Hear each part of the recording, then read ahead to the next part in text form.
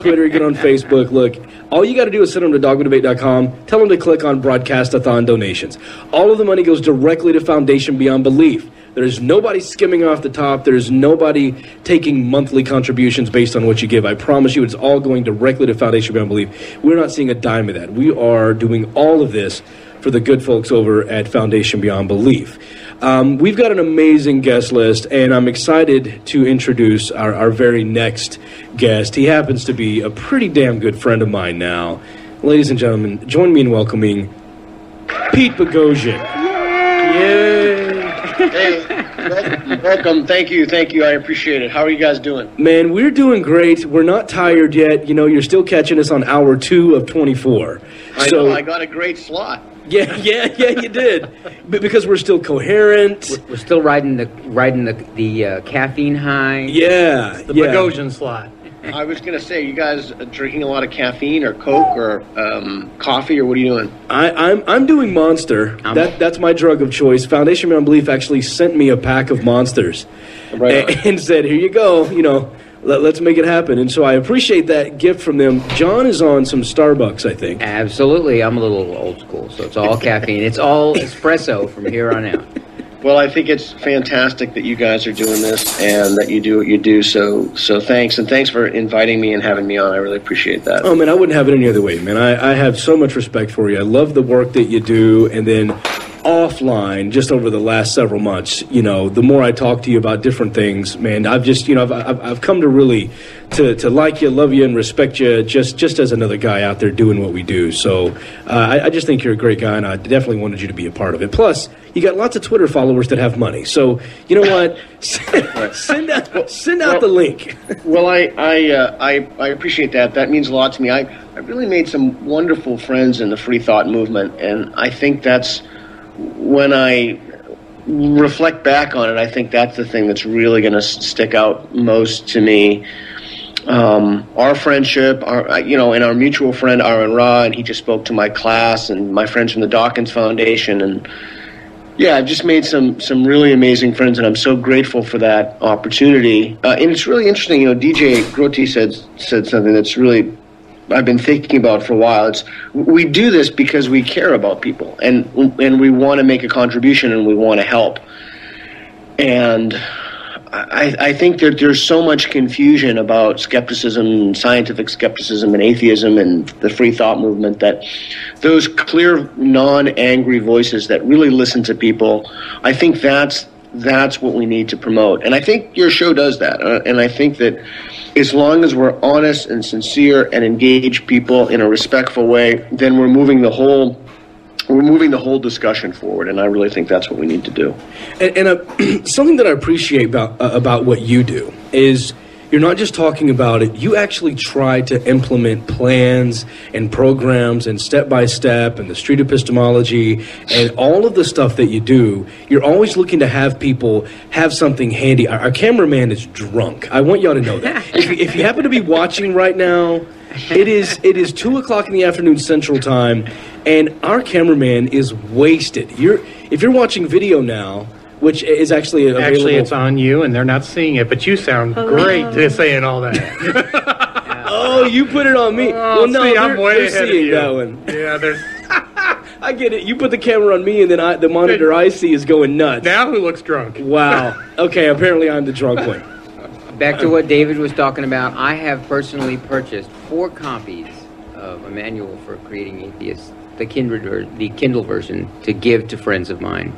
Oh, that's very kind of you. Thank you. I appreciate that. It is, in shorthand, it was, I'd have people who would ask me, how do I go about this? And for me, it's just shorthand. I don't have to go and explain. It's like, here, just put this on your device and read it, and you'll know. And I can't thank you enough for doing the online class with Richard Carrier. You guys were awesome. I learned so much during that. I appreciate that so much. Oh, cool. Did you take that class? I did take it. Unfortunately, I was traveling most of the time, so I only got to participate in 2 of the weeks, but I still read everybody else's stuff, and it was awesome. Oh, great. Yeah, that was important to do. That class was important to do, and I think one of the reasons that it's important to do is it doesn't take too much of a leap to know that Richard and I have very substantive disagreements about things, but that doesn't mean that there can't be a cooperation and a collaboration, and that there can't be a professional relationship that develops out of that. And I think too often invective and name calling and hostility and everyone trying to, not everyone, but certain individuals trying to hijack the narrative, that ruins it for everyone. So that frankly, to be very candid with you, that was the reason that I did that, is because I wanted to show people that just because you have substantive disagreements with somebody, that doesn't mean that you can't work with them. I absolutely agree, and I can't thank you enough. As a part of continuing to help people, you're not in this. The book that you put out is phenomenal. It's great that people get to go step by step and learn how to do this. But you're also in the midst of working on something even bigger, in my opinion, something that people can have in their pockets at all times. And right. You've reached out to a lot of people. You're concerned about the content. You're being very meticulous about the content. Tell people what you're working on, Pete. I want you to announce it to the world. This is hands down my most ambitious project. We have 25 people working on this. Almost everyone is a volunteer. It's an app that it's just, sometimes when I think about it, it's just so ambitious. It just takes me aback. That's why we haven't even gotten it to beta testing yet. But it's an app that's designed to help users talk people out of faith and superstition and into reason and rationality. And it's really the most comprehensive thing. I mean, we've solicited many contributors for this. There are dialogue trees that we run through what a believer or a theist could say, and we've modeled it after Plato's Escaping the Cave. So you're helping people to escape the cave of faith and live lives of reason. And it's all on an app, and it has videos, it has audio components. So, for example, if you're just sitting there and you want to see how that conversation would evolve, you can listen to it as well. It's astonishingly ambitious. So before we go to beta testing, that's really what 99% of my time has been taken up with lately, the app. I also like the fact that you got contributions from people out in the world, not just doing your own thing. I think that was a great way to add to the discussion in that app. Yeah, so we've solicited, I think, 50 people, and again, as I said with Richard Carrier, many of whom, I don't march in lockstep with these people, but I think that they have valuable contributions to make when it comes to helping people live lives free of delusion. And so the current model that we're using now is that those are going to be scrolls that are uncovered, and people will go through this series of dialogue trees, and we're going to, on the page, we're going to list the logic to this. There's a whole remarkable logic that we call punch-out logic that serves up random questions based upon people's last entries. And so the thing that's taking so long about this is that I don't want to just make robots. I don't want people to just be programmed in some kind of a behavioral situation of stimulus and response. The thing that's taking so long about this is the explanation for why the answers that are not correct are actually not correct. So it's a very time-consuming, and frankly, it's very, very tedious, but it's also important that the people who use the app know that we want to help them develop and foster critical thinking skills, and making that fun has been an interesting experience in and of itself. I know when David Fitzgerald was here, his fiance at the time, now wife, was recording one of her audiobooks with us. And so I'm in my living room talking to David Fitzgerald. We're just sitting there chatting. I forget how it happened, but one of us called Pete, or Pete called us. I don't remember. I walk outside on my back patio. I have Pete Boghossian on the phone, David Fitzgerald sitting next to me, and we're all talking about the app. And I know I've contributed some stuff, and David Fitzgerald's contributing some stuff. And I'm sitting here going, I am so honored to be a part of this. Just the minds that are involved with this are just phenomenal, and I'm so happy that I was able to do it.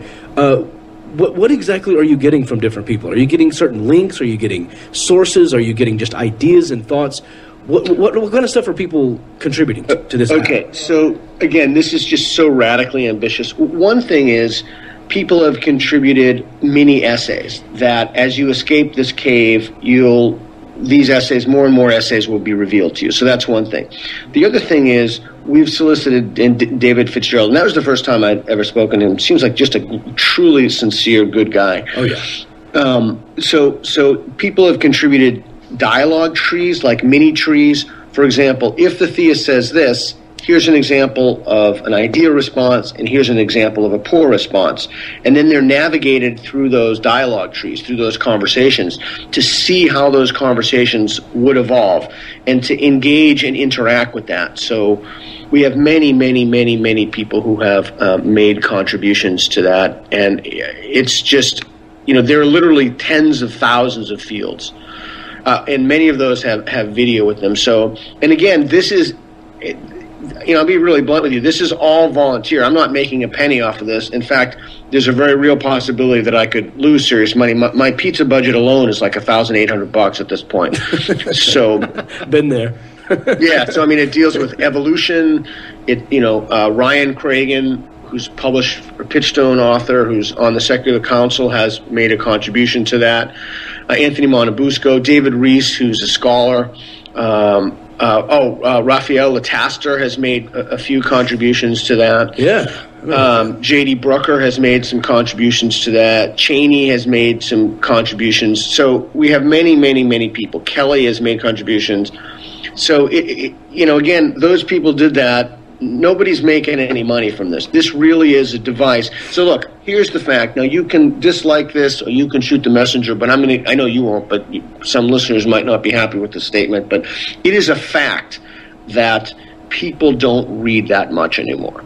And if you look at rates of reading and what it takes to be a bestseller, I think we need to expand far beyond books. Now that doesn't mean I'm anti-book or I don't want people to write books. In fact, I'm starting another book right now. But it does mean that we need to branch out. I have a game coming out that helps people develop or through storytelling facets of critical rationality. We have this app coming out. And I would like to expand. I would like us as a movement, not an atheist movement, but one that helps people value reason and rationality. I'd like us to expand into alternative modalities, things other than just books. Very cool. No, I think that if anyone's going to make it happen, it's going to be you. You're the only person I've ever heard of that actually teaches a class on atheism at a university. Is that the first time ever that's ever happened, or am I just missing something? Well, I think it is. It's offered at my friend Phil Zuckerman, and you should have him on your show. He's fantastic. I just saw him. We just hung out here about a month and a half ago, and the Center for Inquiry invited him. He has a secular studies program, but no atheist, no course on atheism, as far as I know. One of the things I'm going to do, I have a blog on the Richard Dawkins Foundation site. I'm going to upload that syllabus, and when I have time, I've just been working on the app constantly. When I have time, I'm going to upload some free lectures that people can just listen to.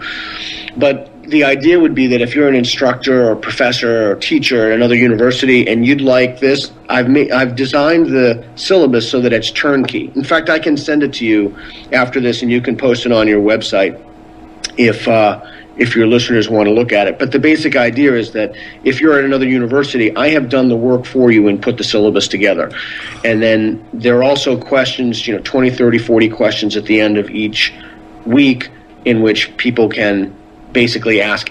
It asks thought-provoking, challenging questions on all sides of it. That's amazing. Did you have any pushback from the administration not allowing you to start the class? That's a good question. So I'm not privy to what happens at those levels. I put a request in to write the class. The request was accepted, and then I knew that unless I was loaded for bear, now I'm going to get 50 emails from vegans upset at me at that expression. Unless I really came to the table with something that would knock everybody's socks off, I knew it was just so controversial it wouldn't get accepted. But part of that is you have to realize that academia is a business. And if they think that is going to decrease foreign tuition money, for example, people from the Middle East, if it gets out that there's a class in atheism, that might be a reason. But on intellectual grounds alone, I don't think that there would be a reason. But then again, I don't really know. I know that people from outside the university routinely call and complain about me. But it's, as far as I know, it's virtually never my students. Almost never does that happen within the context of the university, unless it's some of the leftists who aren't happy with me. Let's not get into that conversation. We'll talk for about 3.5 hours on that. Yeah, that's yet another conversation. But that's what we need to do. We need to call out dogmatism and authoritarianism wherever we see it, even if it happens to comport with our pre-existing worldviews or what we think is the right thing to do. So that's really what I think it means to be sincere and to be honest about what you're doing. It's that you have to call out nonsense and BS or forms of authoritarianism or anything that doesn't allow speech to flourish or people to have free communication. If you see that, you need to call it out regardless of whether or not you happen to agree with the conclusions people have. And if you don't do that, then you're just an ideologue. You know, that is some stuff, and I don't want to get too deep into this sensitive conversation, but I want to tell you, that's something that kind of sparked me to write that blog, 5 Warning Signs That Social Justice Could Be Your New Religion. Exactly. I'm all about people being an activist. Hell, I'm an activist. I spend my life in activism. I get it. But I think sometimes people turn it into a belief.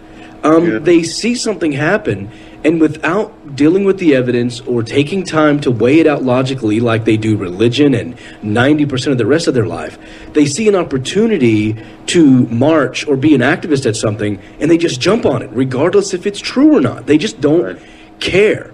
And so it hurts me to see dogmatism within our own movement. And so that's why I wrote that. And I've received a little bit of negative feedback, but it's been overwhelmingly positive.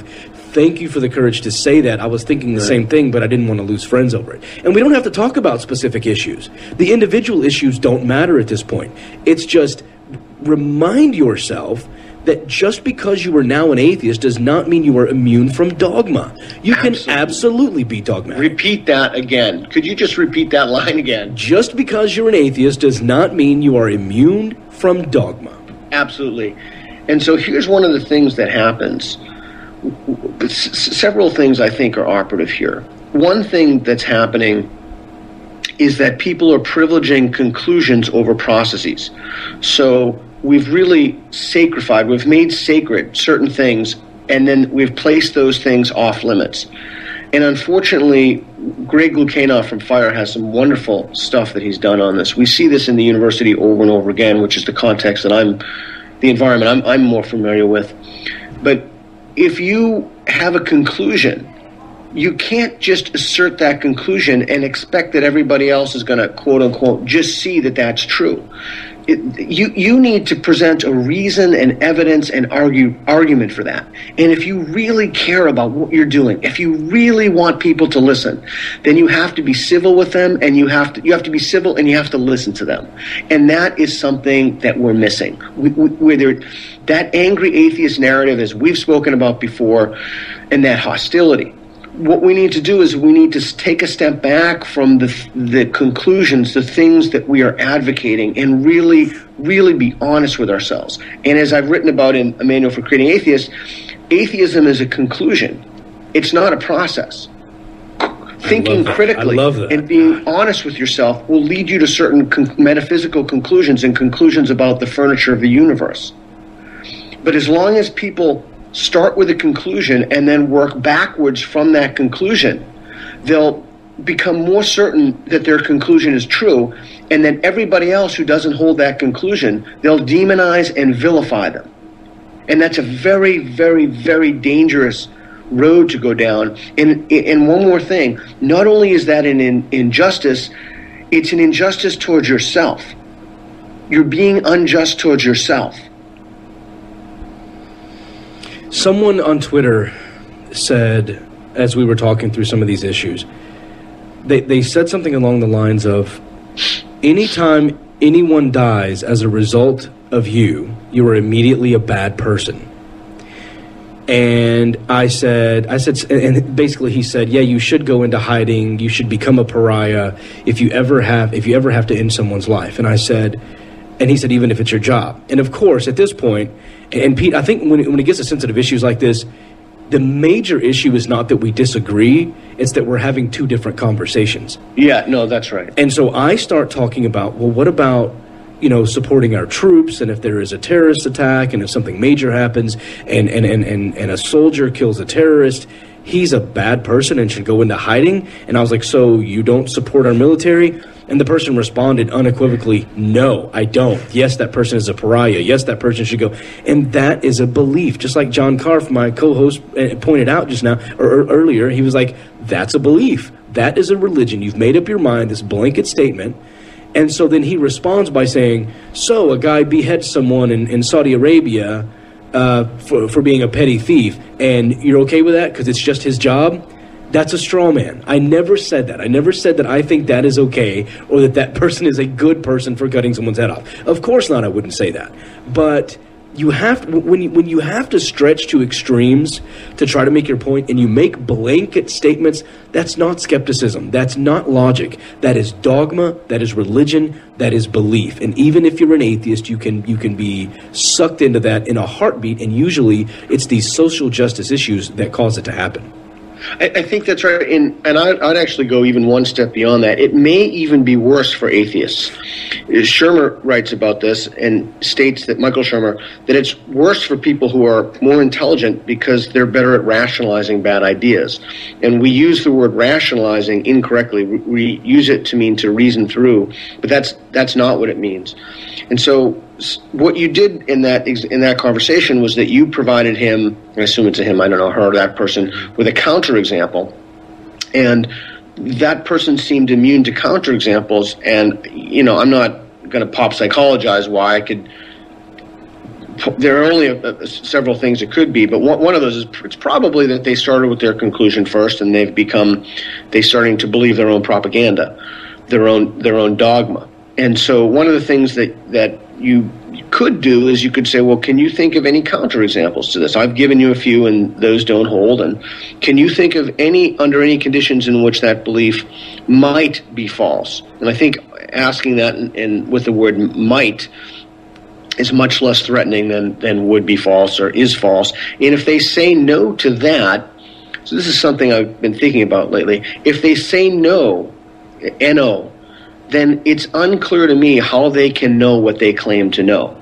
Because I think I've been toying with this idea lately, and I don't really know the literature on it, but in order for you to say that you know something, it would seem to me that you need to know the conditions under which that belief could be false. And if you can't state the conditions under which that belief could be false, it's not clear that you could really know it. I know that's an earful. I mean, I don't know if that's true or not. I have no idea. I'm just been thinking about it lately. But it would seem to me that the key then in those communicative contexts would be to figure out why somebody would believe that, and to try to find a way to help them become more open with their beliefs at the same time in which you become more open in your beliefs. And I think that's like the magic bullet, how to do that. It sounds like what you're saying, and the reason that this popped into my head is because my kids are now homeschooled, and my daughter has this huge whiteboard with dry erase markers in her room, and we go in and we help her with, dividing, multiplying fractions and all kinds of stuff. And I suck at math. I'm absolutely horrible at it. And so Brandy comes in, and we're working on it together, and I'm like, I'm pretty sure that's right. And Brandy says, oh, I can show you exactly how to test it. And so Brandy takes the fraction and completely does everything backwards, and we come up with the same answer. And so by doing that, we can then say, oh, well, if that was wrong, it would look like this. And if this was wrong, it would look like that. So we can look at it from both angles, and it's the exact same answer. We can say, you know what? I know this because I know how it could be falsifiable. And so now that I know it's not falsifiable, it's demonstrable, I can say this is knowledge. So I think you're onto something. Yeah. I think that is a great point, that if you cannot possibly assume a situation in which you could be wrong, then maybe that's the one you're wrong about. Right? Yeah. So since we're having this conversation, I'd like to throw something at you. So I'm writing a paper now, kind of a radical paper.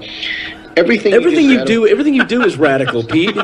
You're never just a normal guy. You're just, everything is full speed ahead. Yeah, it's radical, and I don't know if it's going to get accepted for publication. It's just such an unusual idea, but I've been thinking about it for a long time. So the exact same thing that you articulated with the whiteboard, I've been thinking a lot about. I don't do mixed martial arts because I don't throw punches, but I do Brazilian Jiu-Jitsu.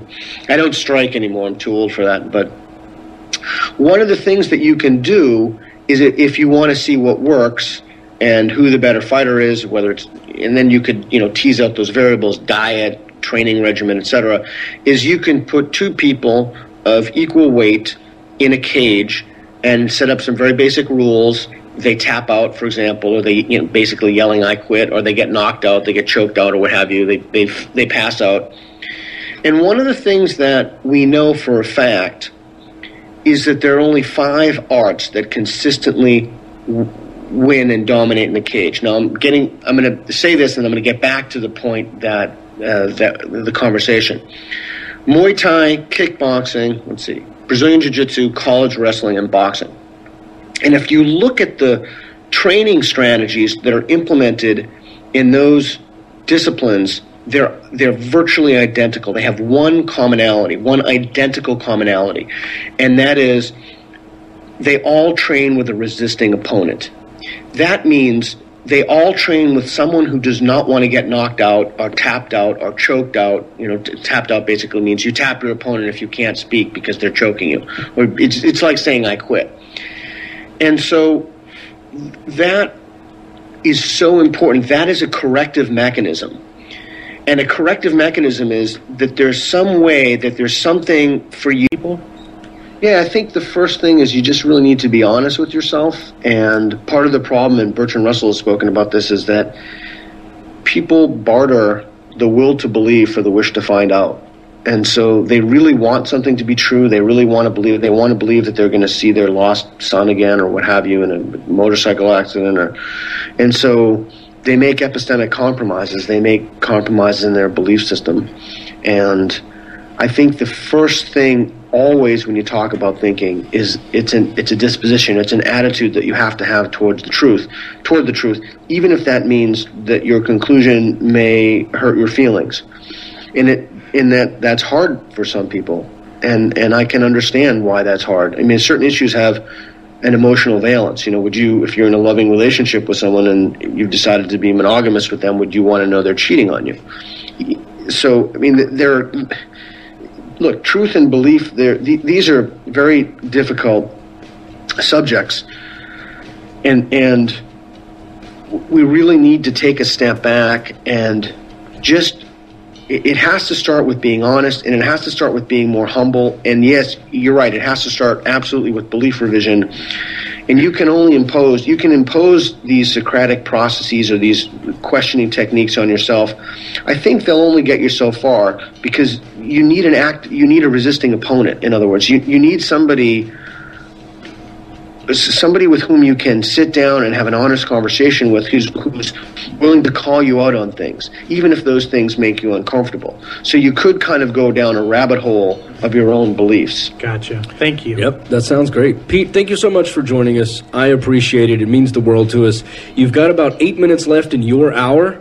So I would suggest you jump on Twitter, Facebook, let everybody know. Go to dogmadebate.com, click on Broadcastathon donations. I think Donovan said, did we get one single donation that was $200 during his? That's correct. Wow, somebody really likes you, Pete. Someone donated $200 during your hour. Great. We're up to $1,241.